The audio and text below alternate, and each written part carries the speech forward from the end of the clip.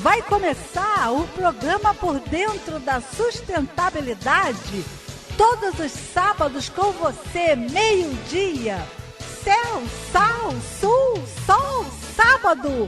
O programa Por Dentro da Sustentabilidade está no ar.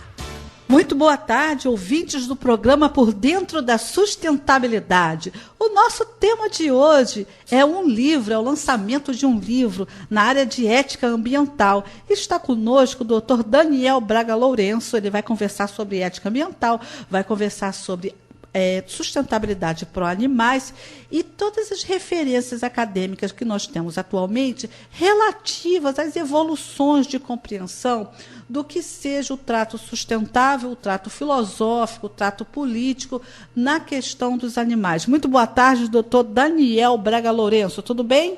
Boa tarde, Margarete. É um prazer falar com você, com seus ouvintes e com o programa Por Dentro da Sustentabilidade.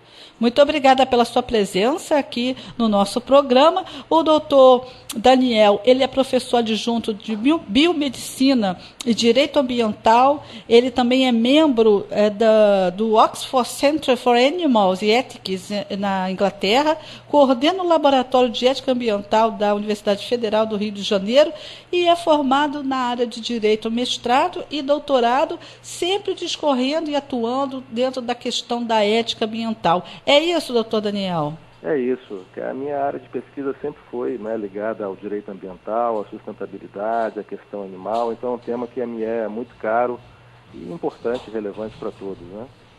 É isso aí. E nós estamos aqui com o doutor Daniel também partindo do conceito de popularização da ciência e da produção acadêmica.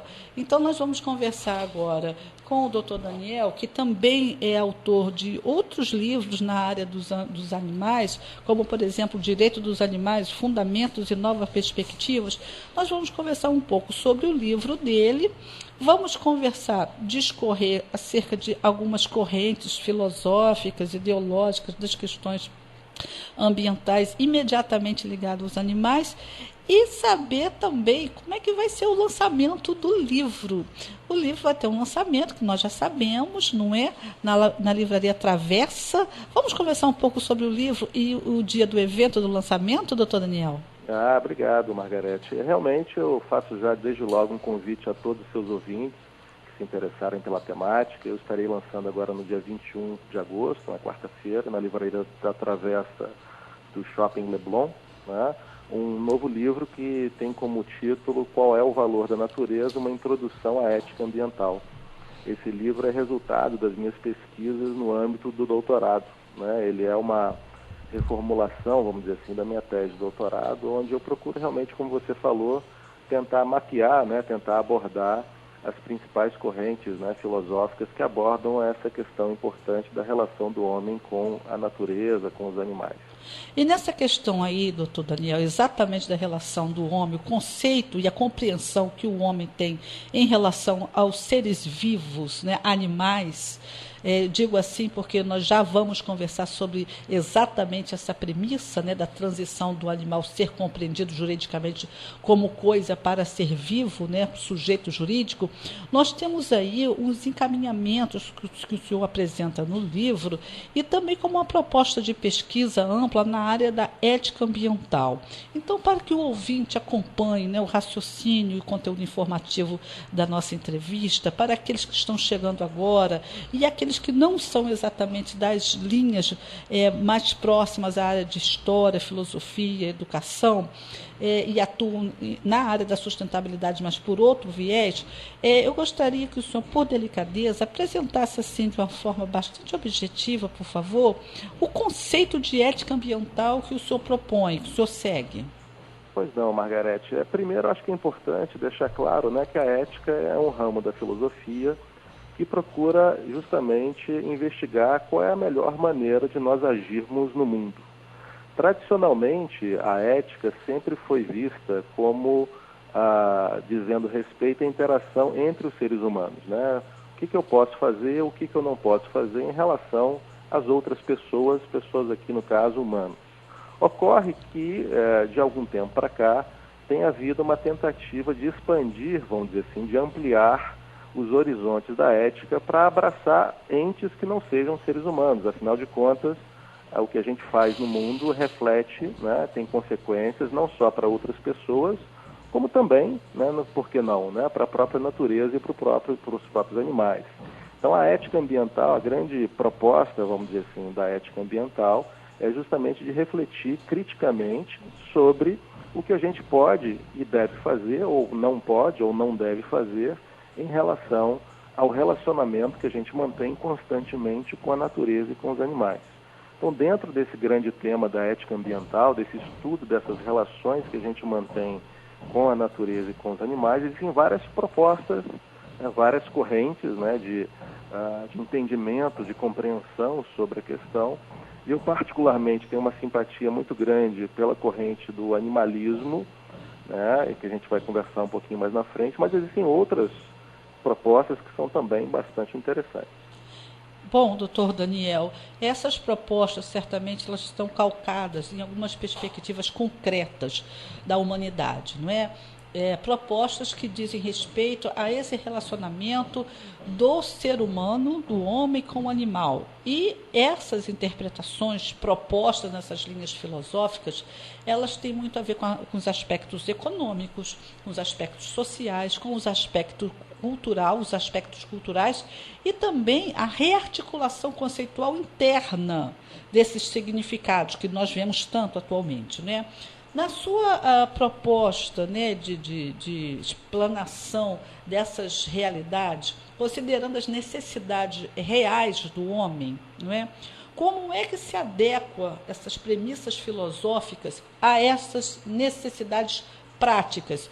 Por exemplo, questão do animal de abate, de corte, questão da sobrevivência humana, cadeia alimentar. Por favor, como é que, na sua visão, né, um doutor com essa expertise na área, como é que o senhor explanaria essa colocação, por gentileza? Pois é, Margarete, realmente, como você bem coloca, né, a natureza e os animais são utilizados de forma contínua pelos seres humanos, né? Desde que o homem se entende como tal, ele usa a natureza como um recurso, né, para as suas conveniências, as suas utilidades. Em relação especificamente aos animais, isso também é verdadeiro, né? Os animais são utilizados na alimentação, no vestuário, no entretenimento, na pesquisa científica, nas práticas culturais, na religião, enfim, quer dizer, é uma utilização bastante ampla que a gente hoje faz dos animais. A grande questão que se coloca em termos de reflexão crítica é entender qual é o lugar dos animais dentro da nossa comunidade. Se a posição atual, que normalmente as pessoas comungam dessa posição, é de que a gente deve, né, tem o dever de garantir o bem-estar dos animais, mas os animais ainda não são vistos como sujeitos de direito, ainda não possuem direitos reconhecidos, né? Quer dizer, existe uma visão, essa sim, da qual eu compartilho, que tem um aprofundamento maior nisso para entender que os animais sim têm interesses específicos que deveriam ser protegidos por direitos fundamentais, tal qual os seres humanos têm. É claro que a gente não vai falar aqui em direito à educação, direito a voto, mas o direito à vida, o direito à integridade física, à integridade psicológica, à liberdade, esses direitos seriam direitos inalienáveis que os animais, ou pelo menos alguns animais, deveriam titularizar. E se os animais têm esses direitos, realmente boa parte das práticas atuais que, né, de uso dos animais deveriam ser modificadas, né? Assim, essa relação do homem com os animais em termos de alimentação, em termos de vestuário, entretenimento, isso precisa de ser cada vez mais pensado, refletido, e na minha visão, num mundo ideal, que não é o nosso atual, né, mas quem sabe mais para frente, a gente possa ir paulatinamente eliminando essas práticas de uso dos animais para finalidades econômicas, enfim, esse seria o encaminhamento ideal que eu vejo, né, a tentativa de ir realmente restringindo cada vez mais o uso instrumental dos animais pelos seres humanos, né? Sim. O que na verdade aparece para a sociedade é uma discrepância de compreensão do que acontece na vida, não é a vida do ponto de vista biológico, não é, dos animais em relação ao que eles vieram fazer, o que eles têm que fazer aqui na Terra, no sentido ecossistêmico, no sentido ecológico, no sentido mesmo da produção da vida, com V maiúsculo, não é? Porque o que nós percebemos no final das interpretações, né, do ponto de vista histórico, filosófico, sociológico, antropológico, que o homem parece não perceber bem a função do animal no planeta.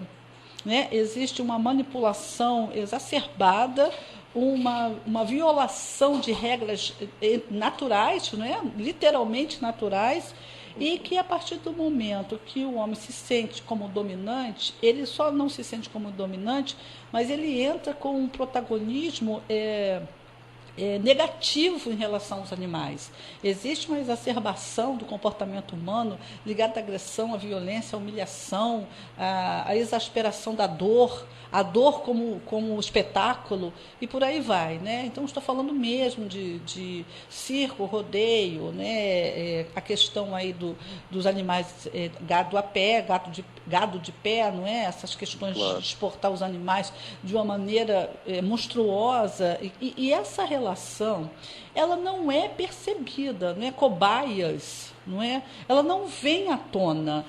Por que esse gancho aí, ele não tem sistematicamente um movimento, não digo nem movimento somente social, não, um movimento acadêmico, um movimento político, para que esse tipo de circunstância, a população em geral, o cidadão comum, venha saber que isso, não é permitido, 2, não faz parte das regras ecológicas e ecossistêmicas. Em outras palavras, o homem, ele não tem o direito de fazer com os animais o que ele faz historicamente. Né? Sim, sem dúvida. Então, nós temos aí uma lacuna muito grande na área política, e nós já vamos conversar sobre isso, né, exatamente agora, que é o documento que seguiu o PL que seguiu o projeto de lei, né, que seguiu para Brasília essa semana, e que, na verdade, foi razoavelmente positivo, porque atingiu um segmento. Né, infelizmente, nós temos que ter essa visão, ainda que minimalista, da causa, né, mas já foi um passo. Ao mesmo tempo, por um outro ponto de vista, foi um resultado que, infelizmente, não atingiu o seu objetivo maior, que é dar ao animal, esse ser vivo, não é? O direito que cabe a ele. E não é, evidentemente, por falta de questões de interpretação do que o animal faz no planeta que isso deixou de acontecer, e sim por questões econômicas. Então, e as derivantes, o que deriva, as resultantes dessas questões econômicas, que vão implicar na questão cultural, não é? Rodeios, vaquejadas, etc., circos, né? Vai implicar na questão das resoluções ligadas à venda de animal, à venda, né, de animal de pets, de animal de um modo geral. Então, sempre essas circunstâncias econômicas, né, desequilibrando o meio ambiente, em todas as suas faces, né?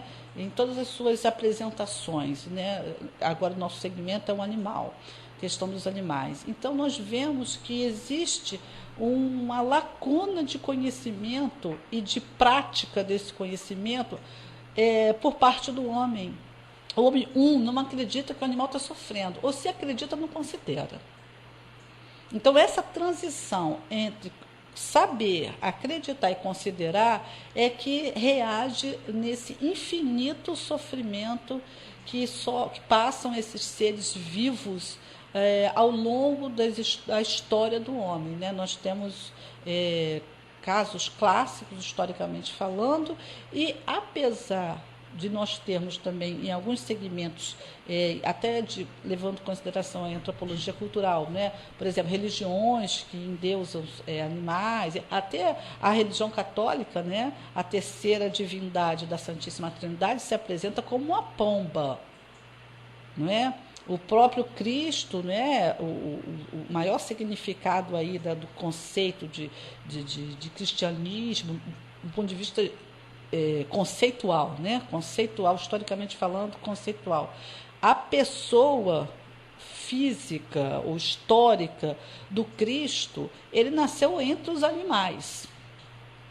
Então, de um modo de interpretar isso de uma maneira macro, nós percebemos que a antropologia cultural muitas vezes considera alguns pontos positivos, ainda que ideológicos ou dogmas de fé, etc., mas não deixam de ser razoavelmente positivos, considerando o nosso eixo central aqui da nossa conversa, que é a dor e o sofrimento animal. Então, nós temos uma balança que ela é desequilibrada. De um ponto de vista, nós temos a manipulação econômica. E, por um outro ângulo, dependendo da interpretação antropológica, filosófica, nós temos alguns respaldos em relação a esse sofrimento animal. Então, como equilibrar essa balança? Não é? Vamos puxar aí o gancho da questão jurídica, não é? Que é a sua atuação e é o assunto que está aí em voga. Não é? Saiu esse documento teve esse espelho que eu acabei de citar. Na sua concepção, como é que o senhor analisa o resultado prático desse documento, desse PL? Pois é, Margarete, esse é um tema importante. Eu acho que valeria até a pena, se você me permite, Pois não. alertar e relembrar aos seus ouvintes que a nossa Constituição brasileira, desde 1988, ela contém um capítulo específico dedicado a tratar da questão do meio ambiente. E dentro desse capítulo, ela tem um dispositivo importante que afirma expressamente na Constituição brasileira que o poder público, o Estado brasileiro, deve vedar as práticas que imponham crueldade aos animais. Quer dizer, isso é uma grande novidade jurídica, histórica, e o Brasil, nesse sentido, avançou bastante em termos jurídicos, né?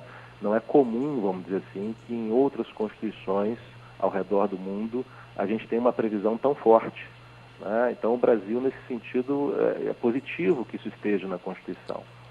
Só que o termo crueldade, que está na Constituição, a vedação da crueldade, é um termo jurídico indeterminado, né? Quer dizer, é meio subjetivo. O que é crueldade ou o que não é crueldade? Existe um grande debate, uma grande discussão sobre isso, e sendo objetivo, a gente percebe que os nossos tribunais superiores, o próprio STF, o Supremo Tribunal Federal, e já em vários julgados, vem compreendendo esse termo crueldade, essa vedação de crueldade, como a vedação da imposição de um sofrimento desnecessário aos animais.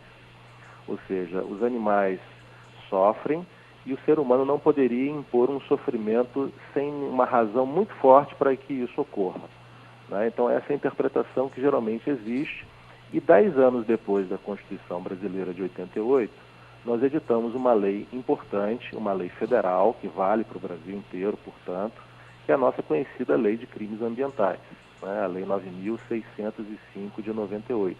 E nessa lei federal, a Lei de Crimes Ambientais, nós temos vários dispositivos, na verdade, que tratam de crimes contra os animais. Nos artigos 29 em diante dessa lei, nós temos vários dispositivos que punem delitos contra os animais, valendo destacar, claro, o do artigo 32, que prescreve o crime de maus tratos a animais.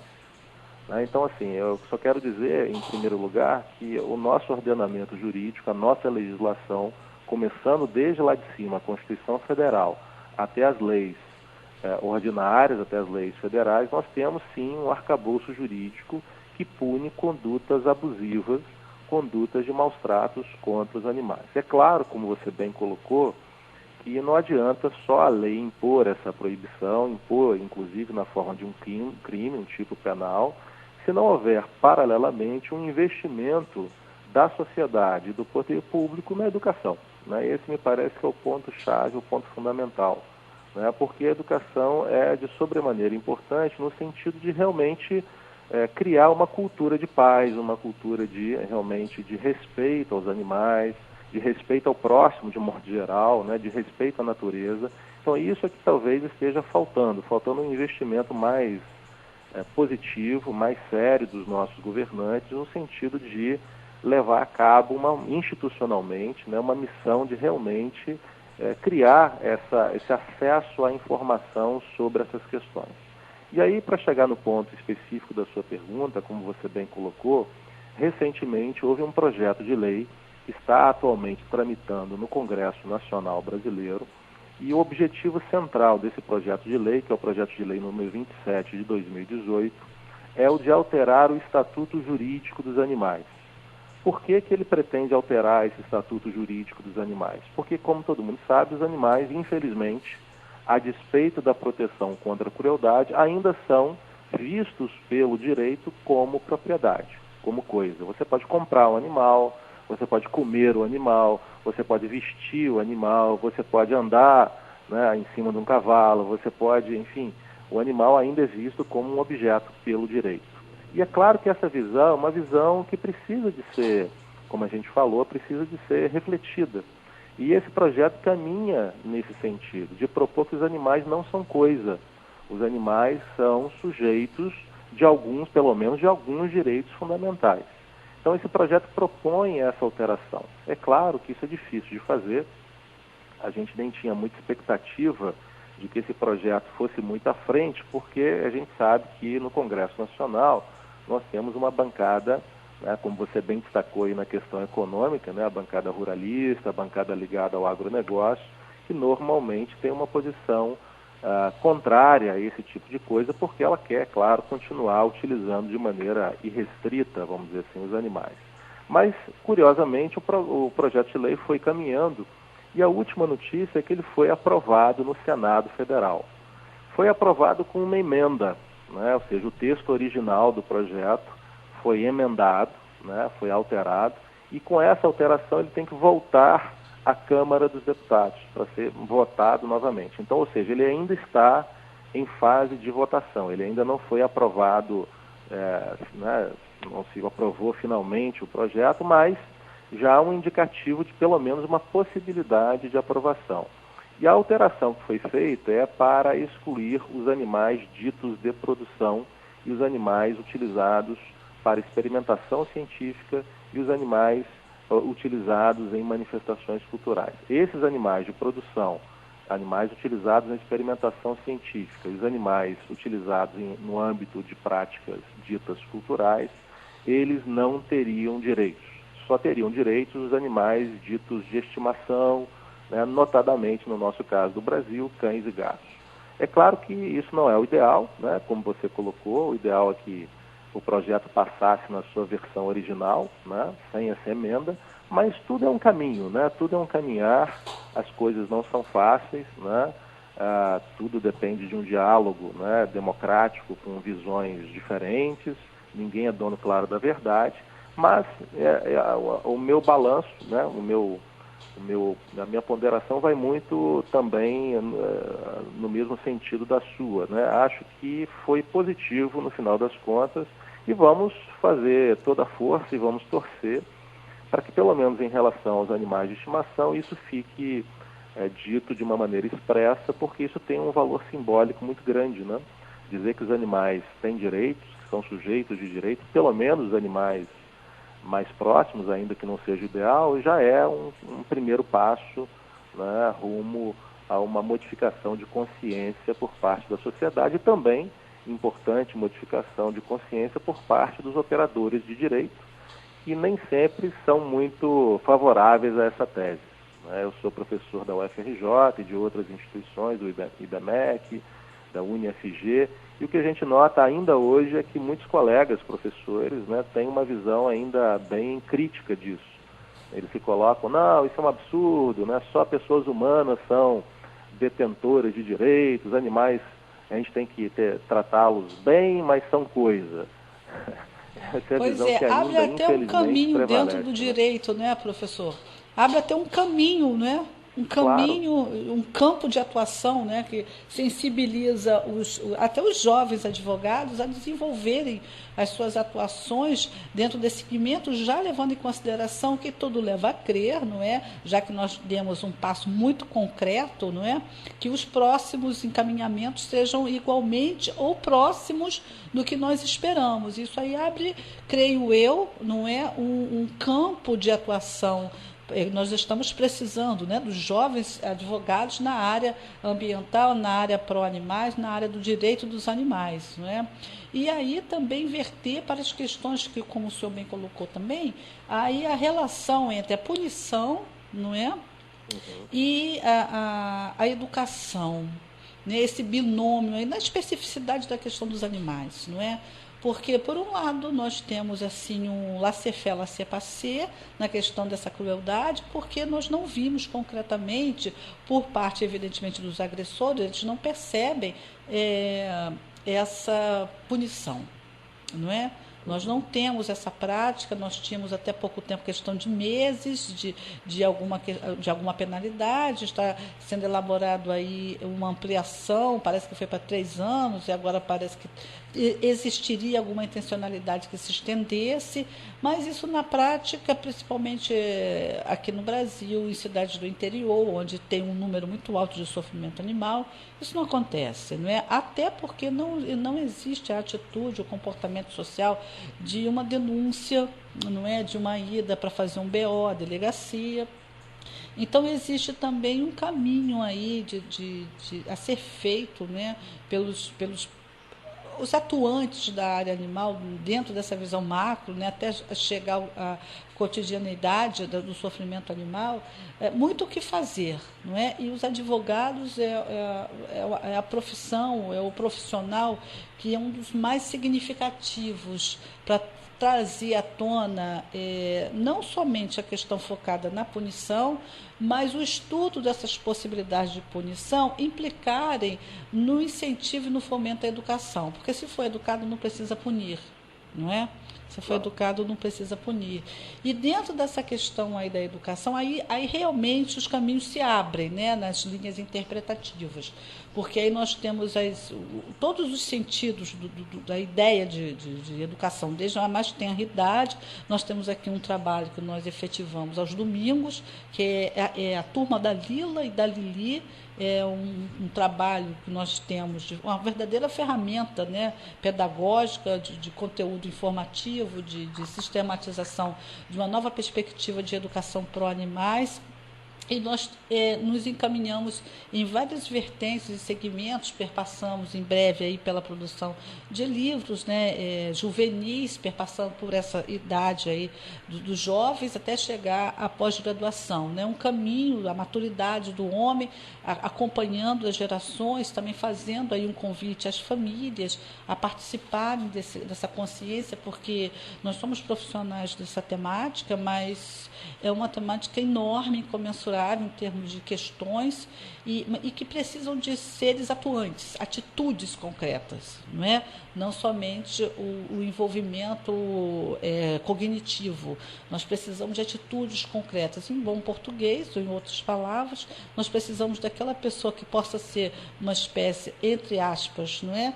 de liderança, de atitudes, ou que fomente as atitudes no local, nas comunidades, não é? Nos bairros, para que chegue exatamente aquele animal que é cotidianamente surrado, não é? No sentido dos animais de estimação. E em outras instâncias, né? A questão das cobaias, né? A experiência científica em relação aos animais, que é um horror da humanidade. Nós temos um desenvolvimento tecnológico no sentido da civilização humana já avançado a tal maneira que hoje em dia a correlação percentual do uso do animal para o uso do computador é muito discrepante também, não é? Já poderia ser atualizado uma série de segmentos que ainda não foram, e nós estamos aí, através da linha, mais uma vez, de marketing, de vendas, da linha econômica, tendo que submeter os animais aos horrores da crueldade humana, né, em prol de uma sequência de produtos, né, que muitas vezes nós usamos, mas não temos consciência, né? Então, brotar essa consciência em várias instâncias é um trabalho que a educação pode contribuir. Né, o fomento da conscientização, das atitudes práticas, né, da linha mais pragmática da sustentabilidade pró-animal. E dentro dessa vertente da educação, parece que o senhor tem aí uns eixos ligados a alguns pensadores, Aldo Leopold, que estariam dentro da sua produção acadêmica, não é, de reflexão sobre todas essas interpretações teóricas e práticas da questão do animal. Só poderia discorrer, por delicadeza, um pouco sobre isso? Claro, claro. No livro, né, como a gente falou no início, a gente aborda uma série de autores que têm propostas, né, assim, diversas para enfrentar essa questão. Um deles, como você mencionou, é o Aldo Leopold, que é um pensador, um ecologista norte-americano, né, que faleceu na década de 40 nos Estados Unidos, mas que deixou um legado de publicações muito interessantes. E ele tinha como grande, vamos dizer assim, grande ideia, né, promover realmente a proteção ambiental a partir da lógica de que o próprio, né, meio ambiente, a própria natureza em si seria detentora, né, de um valor próprio, né? Isso é bem interessante, e aí também, a título até de curiosidade, eu queria trazer uma informação aos seus ouvintes. Por favor. No sentido de que as constituições do Equador e da Bolívia, nossos países aqui próximos, né, vizinhos, curiosamente já falam em direitos da natureza. Olha que interessante. Muito né? interessante. A nossa Constituição, eu falei agora há pouco, ela tem previsões importantes sobre a proteção do meio ambiente, mas ela não chega a falar que a natureza é detentora de direitos. Mas os nossos vizinhos aqui já caminharam para essa cosmovisão, né, essa visão mais ampliada, né? E é interessante isso, porque se a natureza tem direitos, a própria natureza pode se representar judicialmente. Então é curioso, por exemplo, perceber algumas ações judiciais lá de rios, de montanhas, contra empresas que degradam o meio ambiente. Inclusive aqui no próprio Brasil, com inspiração nessa ideia, infelizmente aí por conta dos recentes e lamentáveis episódios envolvendo aquele rompimento das barragens de Mariana e Brumadinho, houve uma ação civil pública que moveram em nome do Rio Doce. É o próprio Rio indo a juízo, né, pleitear o reconhecimento dos seus direitos, enfim, né, querer a restauração dos seus processos vitais. Então isso é muito interessante. Eu, em 2010, aqui no Rio de Janeiro, eu movi uma ação de habeas corpus para um animal, para um chimpanzé, o Jimmy, que vivia lá no zoológico de Niterói, no Zoonite. Então isso também eu fiz essa ação porque você sabe, né, os seus ouvintes sabem, o habeas corpus é uma ação importante de defesa da liberdade. Todo mundo que tem a sua liberdade restrita, privada, de maneira ilegal, pode se valer desse instrumento do habeas corpus. Inclusive ele nem precisa de advogado. É uma das exceções importantes, né? E eu movi uma ação dessa para um animal, porque eu sustentei que o animal no zoológico, e esse também é um tema que deve entrar na pauta sempre, né?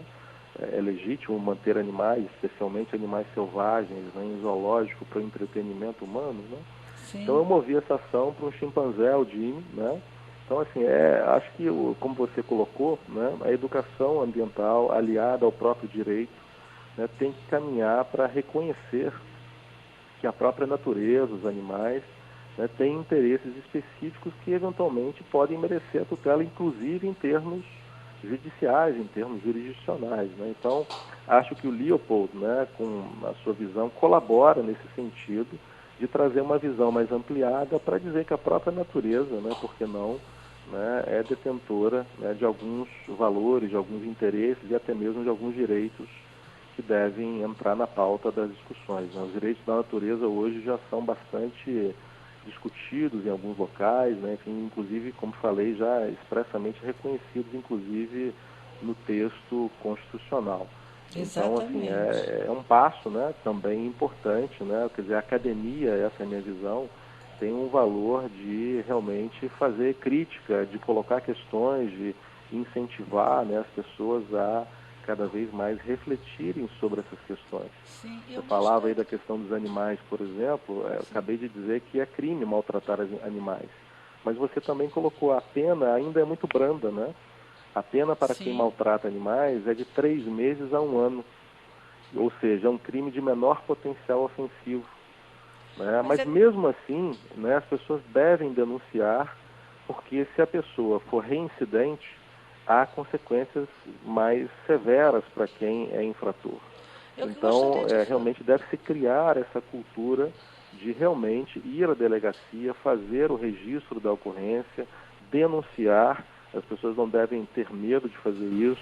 A gente, inclusive, também, eu acho que é importante, deve incentivar, né, cursos de atualização, inclusive para os próprios servidores públicos, para a própria polícia, para cada vez mais ela também se sensibilizar da importância desse tema.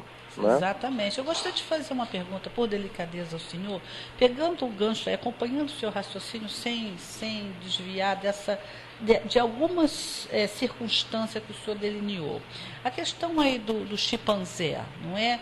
E a questão da punição. Deixa eu trazer à tona aqui a ursa Rowena, né, falecida aí há poucos dias, por uma coincidência, pelo que eu percebi, na semana que a cantora Rita Lee fez o lançamento do livro, né, os dias ali próximos, não é?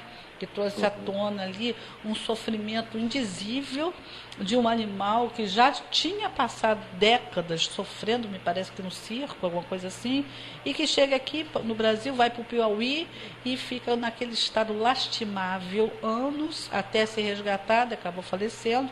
Mas dentro dessa perspectiva, eu pelo menos não fiquei ciente de nenhuma informação de atitudes como essa e os direitos da natureza, o direito do sujeito jurídico do animal, não é? Enquanto protagonista aí dessas questões. Por exemplo, quem é que de fato de direito, literalmente falando, foi fazer a defesa da Rowena? Não é? Da Rowena. É um animal que ficou um sofrimento inenarrável, uma temperatura altíssima e com uma logicidade de causa, né, do problema explícita. Um animal daquele porte, daquela característica, não pode ficar numa temperatura que ele ficou tantos anos, absolutamente inadaptado, né, inadequado aquele espaço para ele, e, no entanto, foram tantos anos, não é? E a Rita Lee trouxe à tona e essa questão junto com outros ativistas, mas enfim, o animal faleceu. Então eu acho que esse animal, eu não considero assim somente como uma bandeira, não, sabe? Eu acho uma bandeira assim muito, minimizar muito a interpretação profunda, né? A ecologia profunda, como diz, né, o termo, né, das questões, né? Quem deixou esse animal sofrer tanto assim? Não é? Quem deixou, quem permitiu? Qual foi o grau de passividade que calou atitudes, bocas e olhares em relação a esse animal? Não é? Então, por um outro lado, nós estamos aqui atuantes cada vez mais na área da comunicação, né? Eu torço para a comunicação, nós estamos nos encaminhando aí para impressos, né? Web TVs, rádio, né? Já estamos indo agora para o nosso terceiro programa aqui na Rádio Band, sempre ligando aí a questão da sustentabilidade e sempre focando aí como eixo central, área de concentração, não é? As questões dos animais. Agora, me causa uma sensação estranha, dentro desse contexto todo, numa visão macro, que parece que o ser humano ele é incapaz de perceber, no sentido maior, filosófico, né, Merleau-Ponty, né, o filosófico aí da percepção, que o animal ele não fala. Ele não se comunica verbalmente, mas ele tem um sistema comunicativo. Não é? Existem vários pesquisadores do CNPq que desenvolvem linhas de pesquisa seríssimas nos sentidos aí da produção de conhecimento acadêmico, da compreensão desses sistemas comunicativos. Não é? O golfinho é o mais notório, não é? O que vem mais à tona, mas existem outros também, não é? Que já estão aí passíveis de serem percebidos no seu sistema comunicativo e, no entanto, não o são. E isso também implica em reconhecer de uma maneira negativa, né, evidentemente, o animal como um ser vivo sem voz, não é? Um ser vivo que não verbaliza e, no entanto, ele não tem voz, né? Voz no sentido mensagem, né? Ele não tem o que comunicar, né? E nós sabemos, nós pesquisadores, né, mestres, doutores, que não é por aí não, né? A população geral, a população leiga, ela infelizmente não decodifica esses sistemas, esses significantes, né? E essa lacuna, na minha compreensão, é uma das lacunas que fazem esse distanciamento do homem com os animais, não é? E, no entanto, eles são repletos, não é? De significados, né? Eu estou trabalhando em semiótica, assim, de significados a serem compreendidos através de um mínimo, né, de boa vontade, né, boa vontade mesmo humana, não é? Aí entra na questão da vontade filosófica, né, da vontade mesmo do ser humano entender mais ainda os animais, não é? Nós temos aí alguns segmentos, evidentemente ainda muito calcados na afetividade, que é o PET, não é? A gente conversa com os animais, eu trago essa realidade para o programa, né, que é uma ferramenta, né, didática da turma da Lili, onde eles se comunicam, né, mas aí expandindo, né, esse recurso, digamos assim, poético, literário, a uma perspectiva mais de uma visão científica, não é? Ou pelo menos um entendimento da possibilidade disso. Em outras palavras, nós não podemos descartar os sistemas comunicativos dos animais. Não que eles venham a ter atitudes humanas, não é isso, evidentemente, nem eu cairia nesse ridículo, mas sim perceber que nós não estamos acompanhando os sistemas que eles possuem, e, no entanto, nós acompanhamos sistemas de HD, de programas, de apps, de WhatsApp, Facebooks da vida. Quando vem a parte tecnológica, os sistemas de produção de signos, não é? Dentro de linguagens, o ser humano, a civilização, vai rápido e compreende. Não é? Agora, sistemas como esse, eles não são sequer abordados. E eu não sou da área de direito, mas percebo que se nós tivéssemos um incentivo, um fomento dentro das áreas de pesquisa em relação a essas áreas, eu acho que o direito se enriqueceria ainda muito mais, não é? Você entender, por exemplo, como é que uma baleia pode emitir sons, esses sons são decodificados por biólogos, e esses biólogos produzirem as suas ciências de modo a chegar a essa possibilidade do direito ambiental protagonizado pela própria natureza. Então, é uma conjunção de fatores, de conhecimentos, de produção de conhecimento científico que cada vez mais nós temos que estar agregados. E para isso nós estamos verdadeiramente convocando, né, os acadêmicos, os advogados, os educadores, os professores, porque implica muito o sofrimento animal, independente dele ser sujeito protagonista, mas não tem como nós deixarmos de fazer uma correlação com o sofrimento humano e a crueldade humana, principalmente atual. Nós estamos num desenvolvimento de crueldade indo numa velocidade indizível. Parece que nós queremos que o mal prevaleça em alguma instância e sobreponha em outras, não é? E sem termos consciência disso. Eu estou falando o mal em todos os sentidos, né? Desde o epistemológico, científico, até o transcendental, e de maneira que eu penso que principalmente nós todos, professores, educadores, se conseguirmos agregarmos esses valores teóricos e pragmáticos, né, na empiria, né, e trazer isso para o cidadão, escoar esse conhecimento, isso nos valeria muito, né, e certamente teria um significado muito importante na questão da consciência, né, dessa conscientização que o animal, e muito menos o ser humano, e muito menos os rios, os mares, a natureza, as florestas, eles estão aqui para servirem a alguém ou sofrerem por ignorância humana.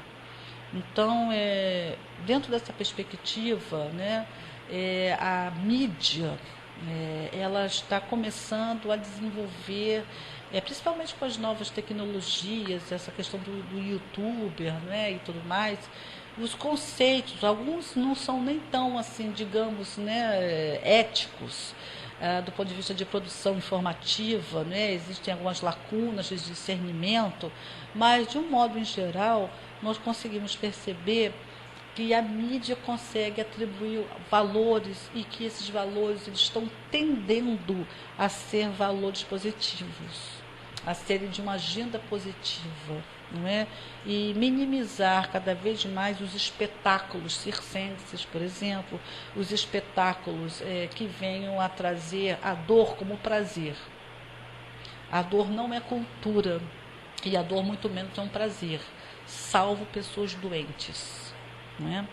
Então, assim, essa fala minha, ela vem muito assim, dentro desse contexto das suas colocações, no sentido do direito dos animais, a natureza como protagonista dos seus aspectos jurídicos, a corroborar a participação da comunicação. Como o senhor que tem assim, a chefia de um laboratório de ética ambiental, né, na Federal, percebe esses valores, doutor Daniel? Pois é, você tem toda a razão. Acho que a mídia, nas suas mais diversas formas, né, e hoje, felizmente, as pessoas têm acesso a um número quase infindável de formas de se comunicar, né, virtualmente, inclusive. Acho que a gente tem que ter essa preocupação, né? E uma das preocupações é disseminar valores, como eu já mencionei, de uma cultura de paz, uma cultura de harmonia entre os seres humanos e também para com a natureza e os animais, né? Eu acho que a gente precisa de quebrar um pouco essa ideia de que o defensor dos animais, o defensor da natureza é alguém que luta contra a humanidade, né? Então é muito comum a gente ouvir esse discurso: mas para que você está preocupado com os animais? Tem tanta gente aí sofrendo. E eu acho que as coisas caminham juntas, né? Quer dizer, a dor, o sofrimento humano e animal devem ser vistos, sim, né? Quer dizer, quem é a favor dos animais é a favor também dos seres humanos, evidente, até porque nós somos animais, né? Claro. Não pode se esquecer disso também, né? Então, acho que a mídia tem, sim, um papel importante a desempenhar nessa missão. Inclusive, eu quero novamente te parabenizar pelo seu programa. Né? Quer dizer, é um exemplo de um uso produtivo do tempo, né, para discutir questões realmente importantes, que dizem respeito à ética, um desenvolvimento melhor do ser humano. Né? Então, assim, canais como o seu de comunicação que se preocupam de fato, genuinamente com esse tema, merecem, né, o nosso elogio, merecem cada vez mais, né, a projeção, porque é importante isso. É claro que a gente entende que a mídia tem também um papel de entretenimento. Agora não pode ser só isso, né? Quer dizer, tem que também ter um espaço para a gente discutir essas outras questões, esses outros valores. Então, isso é muito importante, isso tem que estar na pauta realmente do dia. Né? Então eu vejo com muito carinho, dou muita ênfase, né, a esse tipo de espaço, porque permite que a gente possa ir disseminando, né, com toda a democracia, respeitando opiniões divergentes, é claro, mas disseminando essa outra forma de pensar mais harmoniosa, mais de paz, né, com a natureza e com os animais. Acho que isso é muito, muito relevante, muito importante. Como a gente falou, não adianta só o direito ou só o poder público dizer algo, né? Acho que a sociedade e a mídia aí entra de maneira muito intensa, né? A sociedade precisa realmente de ter esse apoio, né? Essa força da mídia para que ela possa também ter esse espaço de discussão. Muito obrigada pelas suas palavras. Doutor Daniel, vamos falar mais um pouquinho do lançamento do livro e como é que foi que o senhor concebeu essa obra? O senhor falou no início que ela estava correlata à sua defesa de tese, não foi isso? Pois é, como falei, no âmbito do doutorado, eu pesquisei exatamente a questão da ética ambiental, que infelizmente ainda é pouco debatida no ambiente acadêmico no Brasil. Tem aumentado, mas ainda julgo que é um espaço bastante restrito. Né? Há poucas boas obras sobre ética ambiental, então eu decidi investigar. E o grande objetivo do meu livro é tentar realmente mapear, é tentar assim, descrever quais são as propostas que normalmente vêm à tona quando a gente fala em ética ambiental. E eu destacaria nesse sentido, né, primeiro uma visão tradicional, né, uma visão predominante até os dias de hoje, que é a visão antropocêntrica, né, a visão de que o homem, tudo é feito para o homem, a natureza está aí para servir ao ser humano, né? Enfim, essa é uma primeira concepção que está presente no meu livro, até para ser criticada, vamos dizer assim, né? A partir daí, eu começo a falar em outras posições que vão tentar expandir esses horizontes morais para além do ser humano. O ser humano não é o único ente, né, detentor de interesses próprios e até mesmo de direitos próprios, né? E uma primeira abordagem é a biocêntrica, né, para dizer que todos os seres vivos, pelo fato de serem vivos, são centros teleológicos de vida, quer dizer, eles perseguem a manutenção da própria vida. Então há vários autores, com diferenças de posicionamento, mas que vão se alinhar no sentido de afirmar que, em princípio, todos os seres vivos deveriam merecer algum nível de consideração moral direta, inclusive também não só animais, como também os próprios vegetais, né? As árvores, as plantas, enfim. Então é uma visão bastante interessante que eu procuro, com calma, discorrer sobre ela na minha obra, trazendo os principais autores que procuram construir essa tese. Dentro das teses biocêntricas, o nome biocêntrico, né, a centralidade na vida, né, há uma corrente, vamos dizer assim, de biocentrismo mitigado ou menor, que vai dizer, não são todos os seres vivos que importam, mas sim somente os seres vivos dotados de senciência, né, que é a capacidade de sensações primárias de prazer e dor. E aí entra a questão do animalismo, dos animais, enfim, né, para dizer que pelo menos os animais dotados dessa capacidade, desses atributos, deveriam merecer algum nível de consideração moral direta pelos seres humanos. Então eu também procuro mapear os principais autores, as propostas que procuram fundamentar essa ideia de que os animais sencientes, os animais capazes de sentir dor e prazer, devem merecer uma atenção diferenciada, né? E aí, para chegar, por último, a um terceiro grande bloco de propostas, são as propostas ecocêntricas, né? O ecocentrismo, como o próprio nome já indica, ele vai procurar se orientar no sentido de dizer que a própria natureza, o próprio ecossistema, tem valor próprio, quer dizer, não só entes, seres vivos, né, como animais, mas a própria natureza como um todo, os próprios ciclos vitais devem merecer uma atenção moral direta pelos seres humanos. E até dentro, no âmbito do ecocentrismo, a gente pode destacar várias também correntes que procuram se inserir dentro dessa proposta. Você falou hoje aí na ecologia profunda, por exemplo. A ecologia profunda se insere dentro do ecocentrismo, foi criada por um norueguês chamado Arne Naess.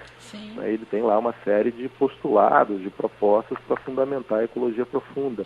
O próprio Leopold, que a gente mencionou no início da nossa conversa, o norte-americano, né, ele traz a chamada ética da terra, que também vai se alinhar nesse sentido, né, de valorização de ecossistemas, de entes coletivos naturais, ecossistemas, biomas, enfim, né, a própria natureza detentora de direitos, né, como a gente falou, essa tendência no constitucionalismo latino-americano em alguns países já adotarem essa visão de direitos à natureza. Então o meu livro procura tentar mapear essas correntes todas e tentar estabelecer um diálogo entre elas. Será que é possível o diálogo entre elas? O que elas têm de próximo? O que elas têm de tensão, né, de conflito principiológico, dos postulados de umas e outras? Então a grande missão do meu livro é tentar levar ao leitor essa ideia de como se colocam, né, essas propostas todas, né, para que o leitor possa criticamente, democraticamente, lendo, né, se posicionar e, de repente, sair dessa visão tradicional de que só o homem importa no mundo, né? Acho que a gente tem que ampliar os nossos horizontes para reconhecer, né, outros entes não humanos, né, como detentores de valor. Então, acho que o livro caminha muito nesse sentido de tentar colaborar, né, para esse debate.